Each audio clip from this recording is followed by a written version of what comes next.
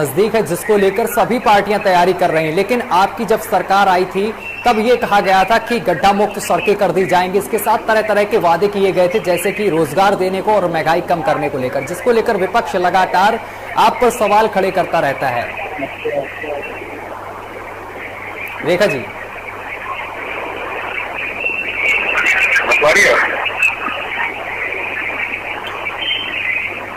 दिलजीत जी, आप तक आवाज पहुंच रही है?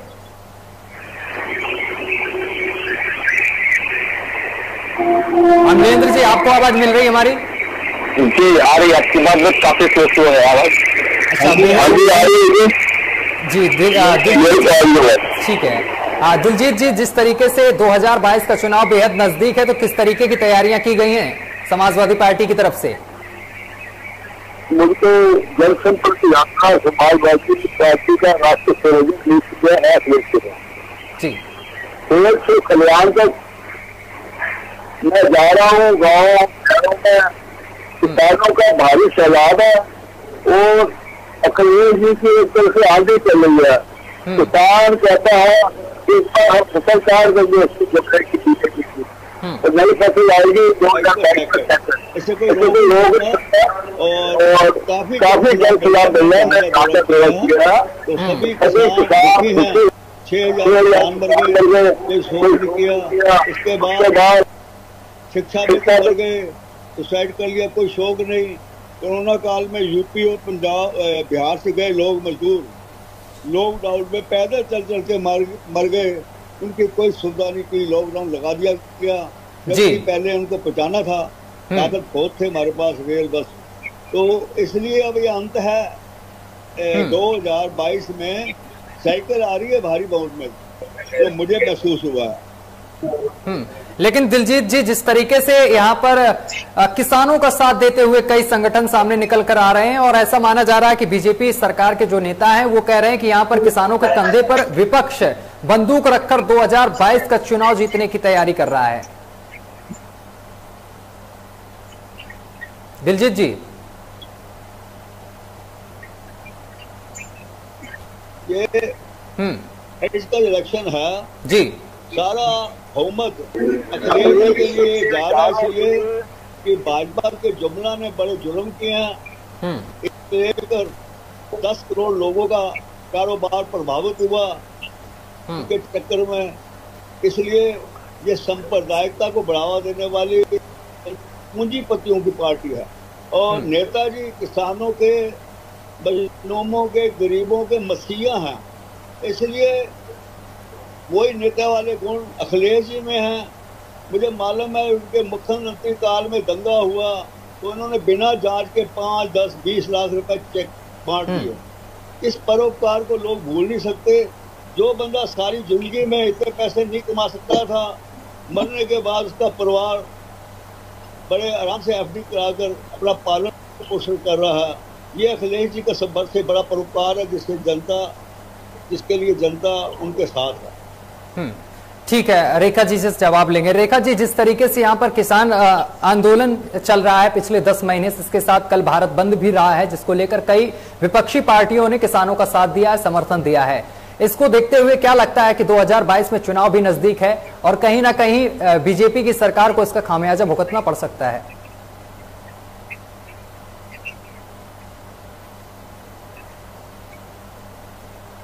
रेखा जी, जी आवाज पहुंच रही है आप तक? रेखा जी, जिस तरीके से यहाँ पर कल किसानों ने आंदोलन किया, भारत बंद रखा और इस दौरान कई विपक्षी पार्टियों ने समर्थन भी किया है किसानों का, तो क्या लगता है कि 2022 के चुनाव में इसका खामियाजा बीजेपी सरकार को भुगतना पड़ सकता है और विपक्ष को इसका लाभ भी मिल सकता है? मेरा कहना ये है कि पहली बात तो ये जो किसानों ने किया था, कुछ किसानों की आड़ में जो विपक्षी पार्टी है और ये बीजेपी को बदनाम करने के लिए इन्होंने कल जो हरकत की थी, क्योंकि किसान हमारे साथ नहीं है, ऐसा नहीं है कि सारे किसानी लोगों ने ये करा था। तो बीजेपी को सही कार्य कर रही है, बीजेपी को कोई कामयाबी नहीं भुगतनी पड़ेगी। 2022 में बीजेपी ही आएगी, क्योंकि कोरोना काल में भी उन लोगों ने घर घर जाके राशन बंटवाया है, हम लोग भी साथ रहे हैं और काफी कुछ किया है बीजेपी पार्टी ने। तो ये जो विपक्षी पार्टी है, ये भड़काऊ वो बना के जाम लगा के ये करके विपक्षी पार्टी को, बीजेपी पार्टी को बदनाम कर रहे हैं किसानों की आड़ में। कुछ किसान लोग सही, ये नहीं है कि सारे किसान लोग हैं। कल जो किया है किसानों ने, किसानों की आड़ में ये विपक्षी लोग भी हैं इसमें शामिल। चलिए कम से कम रेखा जी, आपने ये तो माना कि कम से कम कुछ किसान लोग हैं यहाँ पर, कुछ विपक्षी लोग यहाँ पर हैं जो दाखिल हुए, कल सहयोग दिया, समर्थन दिया, लेकिन आपने माना तब भी कि कुछ किसान लोग हैं। आखिर मैं ये जानना चाहता हूं, आखिर कुछ किसान लोग ये सड़कों पर उतरकर इस तरीके से उग्र आंदोलन क्यों कर रहे हैं, बता सकती हैं क्या आप? और कर रहे हैं तो इनका समाधान क्यों नहीं किया जा रहा है? रेखा जी।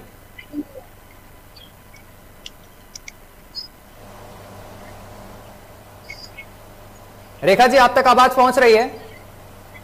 जी रेखा जी, मेरा ये सवाल है आपसे कि जो किसान यहाँ पर सड़कों पर घूम रहे हैं, प्रदर्शन कर रहे हैं, सड़क जाम की जा रही, जिससे आम जनता को परेशानियों का सामना भी करना पड़ रहा है, तो इनका समाधान क्यों नहीं किया जा रहा सरकार की तरफ से? देखिए, इनसे आखिर बात क्यों नहीं की जा रही है? देखिए, मुझे भी कल मैंने भी देखा था, आम लोगों को परेशानी हुई थी, मानती हूँ, लेकिन कुछ किसान लोगों से हमारी बात हुई थी तो उन्होंने कहा हम भी तो किसान हैं, हम लोगों ने तो कोई जाम नहीं करा। पहली बात तो इनकी लड़ाई सरकार से है ना कि जनता से। इन लोगों ने कल जो हरकत की है वो बहुत निंदनीय है। कल इन लोगों को ये हरकत करनी ही नहीं चाहिए थी। ये तो बीजेपी पार्टी को बार बार कह रही है, बीजेपी पार्टी को बदनाम करने के लिए किया जा रहा है। किसान की लड़ाई है जनता से, बीजेपी मतलब सरकार से, ना कि जनता से। कल जो जनता को इतना मतलब झेलना पड़ा है वो बहुत ही गलत हुआ है। और लेकिन यहाँ पर लोगों का आरोप है और साथ ही जो विपक्षी पार्टियां हैं उनका कहना है कि सरकार ने जिस तरीके से वादे किए थे जनता से चुनाव के दौरान, वो वादों पर खरी सरकार नहीं उतरी है। जो विकास का वादा किया था, गड्ढा मुक्त सड़कों का वादा किया था और साथ ही युवाओं को रोजगार देने का वादा किया था, ये सब चीजें पूरी होती हुई नहीं दिखाई दी हैं। रेखा जी, बीजेपी पार्टी से काफी समय से बताइए बताइए। मैं देखिए बीजेपी पार्टी से मैं काफी समय से जुड़ी हुई हूँ। ऐसा नहीं है, गरीबों के लिए मकान योजना बनाई गई, मकान बनवाए गए हैं और शौचालय भी बनवाए गए। और कौन कह रहा है कि युवाओं को रोजगार नहीं दिए गए? बहुत रोजगार भी मिले हुए हैं, ऐसा नहीं है। ये तो सिर्फ एक भड़काने वाली बात है। ऐसा बीजेपी महिलाओं के लिए बहुत बड़ा अच्छा कार्य कर रही है, महिलाओं को अपना प्रोटेक्शन दे रही है। हर सुनवाई हो रही है, थानों में, कचहरी में, कहीं भी चले जाए। ऐसा कुछ नहीं है कि बीजेपी गलत काम कर रही है। ये तो सिर्फ, अरे महंगाई से क्या है? महंगाई तो भाई सभी के लिए थोड़ी ना है, बीजेपी के लिए है, विपक्षी पार्टियों के लिए नहीं है।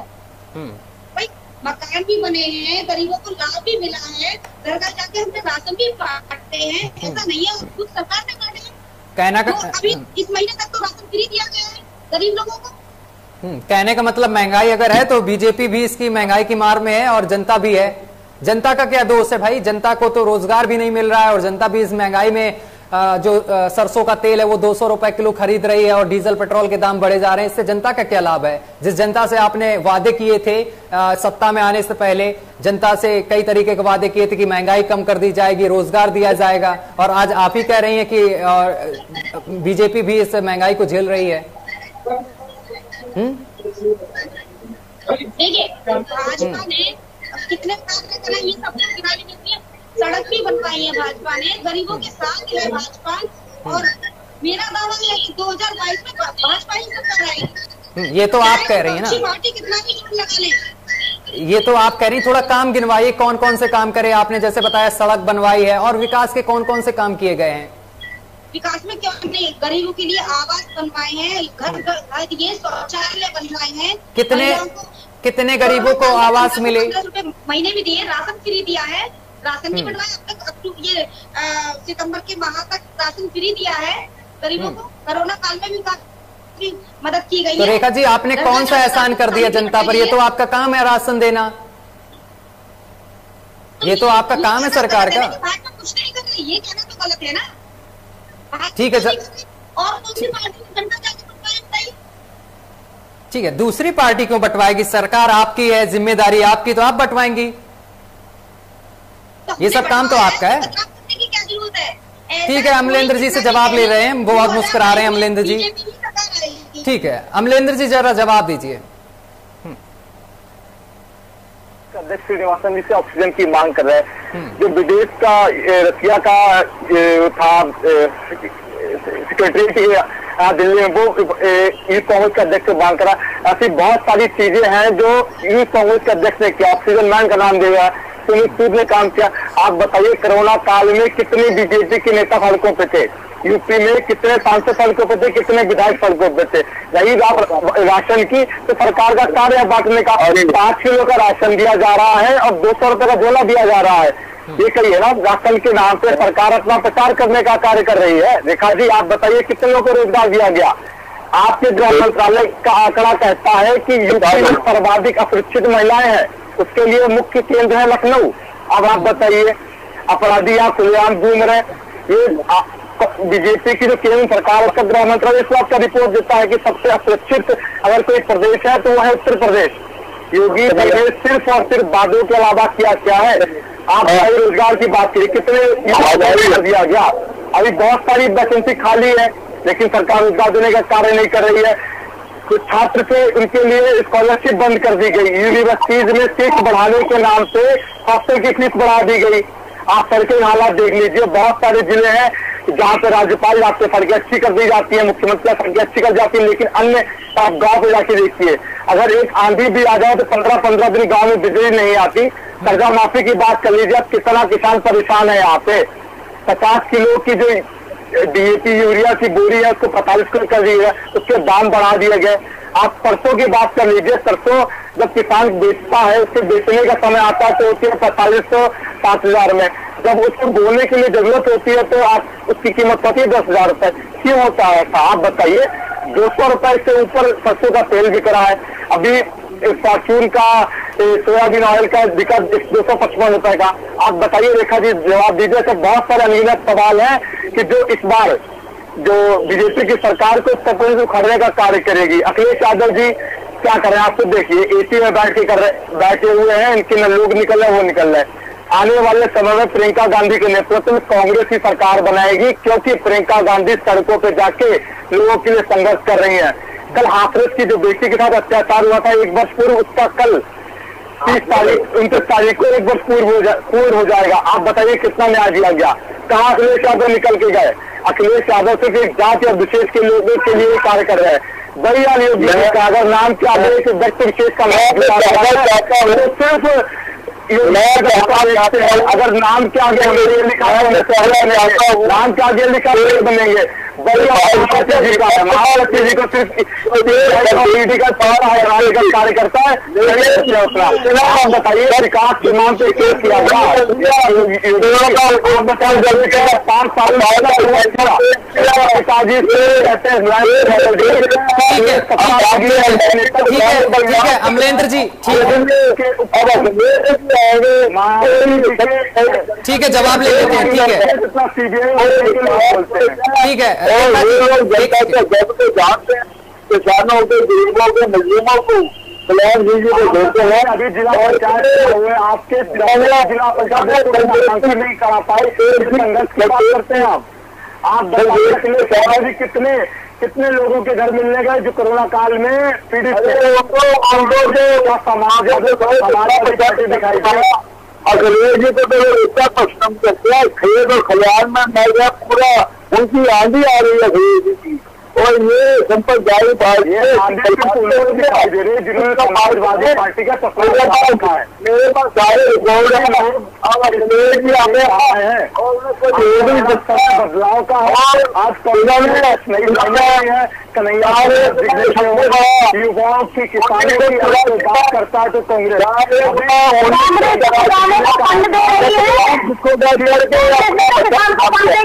कराई रही है। बीजेपी को बदनाम कराने के लिए कांग्रेस को फंड दे रही है। बिल्कुल कांग्रेस इनको नैतिकता के आधार पर। एक सेकंड दिलजीत जी आपके पास आ रहे हैं। रेखा जी बहुत अच्छा आरोप यहाँ पर लगाया है सरकार से। रेखा जी, कांग्रेस किसानों के लिए कर रही है। भारत के एक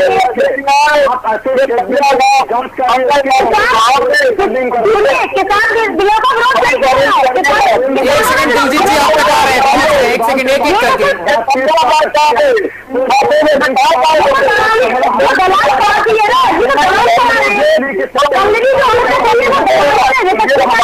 एक सेकंड दिलजीत जी, एक सेकंड आपके पास आ रहे हैं, समझ में नहीं आ रहा था कौन क्या बोल रहा है। एक सेकंड रेखा जी, एक सेकंड अपने आपके पास एक सेकंड आप उनको फिर मूड बना लिया है कि 2022 में बीजेपी सरकार को हम लाएंगे। तो आप पक्का जो माना है बीजेपी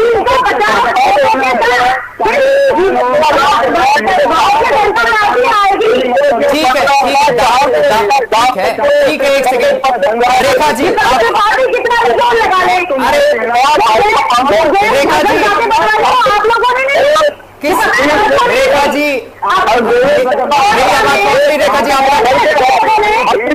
रेखा जी अभी तक आप तक आवाज नहीं पहुंच रही, बिल्कुल क्लियर आवाज पहुंच रही है, मेरी आवाज पहुंच रही है आप तक। एक सेकंड हम लेते हैं।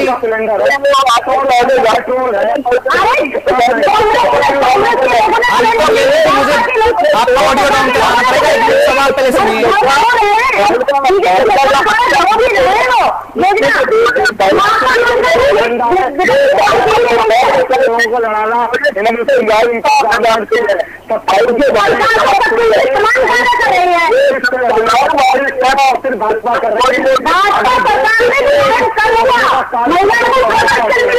अरे रेखा जी मुझे भी बताइए, आप आपस में भिड़े जा रहे हैं, ये बताइए भाजपा सरकार में हाथरस में क्या हुआ, हाथरस में क्या हुआ, कौन जवाब देगा, हाथरस की घटना का कौन जवाब देगा? रेखा जी बताइए, मुझे जवाब दीजिए। हाथरस की घटना का हाथरस में क्या हुआ एक बेटी के साथ? आपके विधायक चुनाव में क्या करते हैं? एक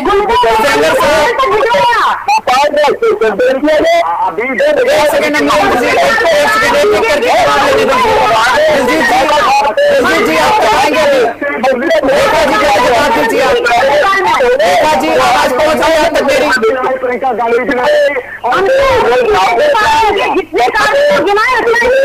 रेखा जी आप तक आवाज पहुंच रही है मेरी?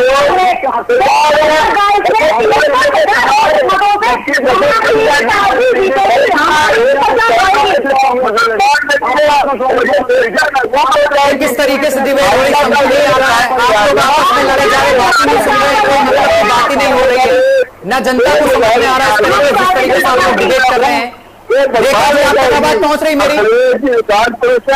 इन्होंने दंगे में 5 से लेकर 20 लाख गिरफ्तार के मार दिए। बताइए गरीब दवाई देंगे नहीं, कितना गरीबों के लिए तो हमारी भाभी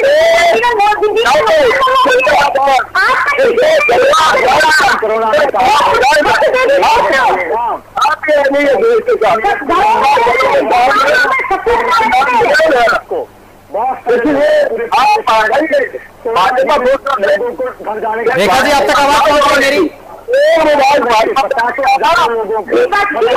कितना भी जोर लगा ले, पीसीआर एक बार मेरी ऑडियो चेक करें।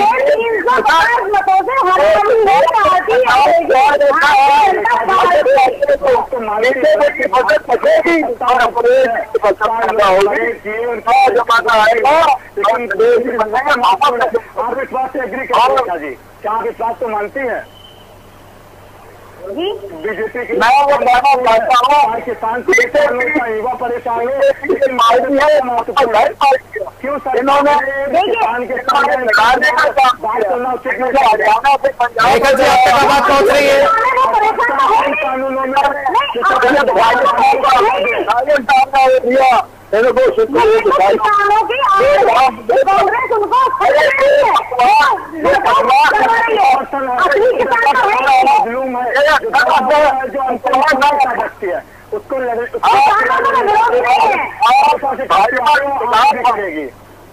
हाँ भाजपा की दलाल, इसलिए दलाल की अब कोई नहीं हो। हाँ दलाल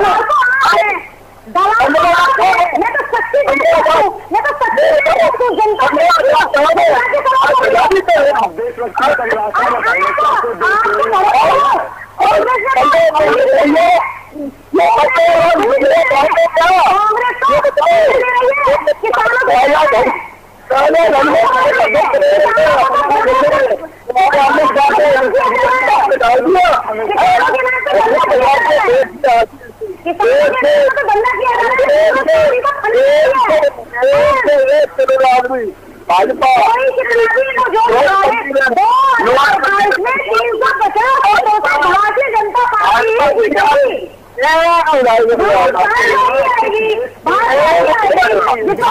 भारतीय जनता पार्टी किस बेस पे जीतेगी ये भी तो बताइए। रेखा जी ये भी तो बताइए किस बेस पे भारतीय जनता पार्टी जीतेगी।